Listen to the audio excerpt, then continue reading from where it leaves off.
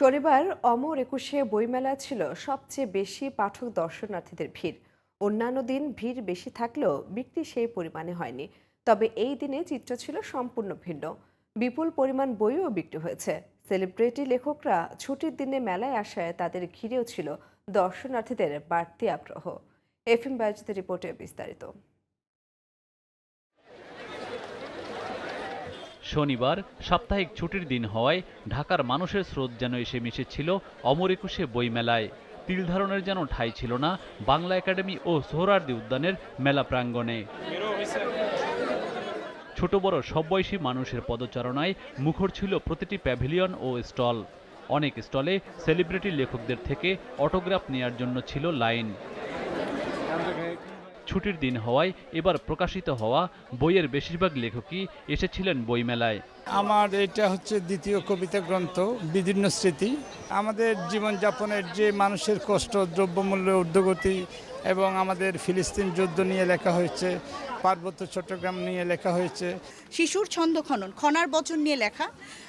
আমাদের প্রচলিত প্রথার যে খনার বচনগুলো আছে সেই বচনগুলো থেকে আমরা আসলে কী ধরনের নলেজ পেয়ে থাকি বা আমরা কি শিখে থাকি, বাচ্চাদেরকে আমরা কিভাবে শিখাতে পারি, তো সেটার উপরে ছোট একটা গল্প আছে। গল্প, কবিতা, উপন্যাস, প্রবন্ধ সহ বিভিন্ন ধরনের এক একটি বই যেন নিজ সন্তানের মতো পরম যত্নে লিখে পাঠকদের জন্য নিয়ে এসেছেন লেখকেরা।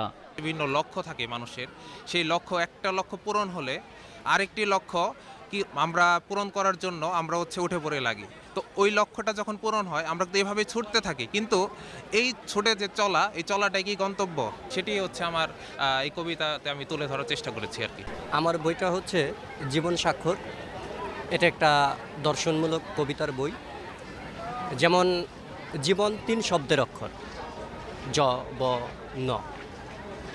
আমি মনে করি জীবনটাকে যত জানতে হবে, বুঝতে হবে এবং নির্ণয় করতে হবে। অন্যান্য দিনের তুলনায় শনিবার বই বিক্রি ছিল অনেক বেশি, তাই খুশি প্রকাশকেরা।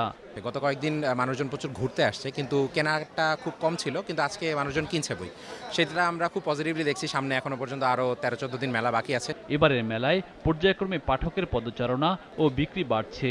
তাতে অতীতের যে কোনো বছরের তুলনায় বই বিক্রি বেশি হবে এমনটাই আশার কথা জানান প্রকাশকেরা।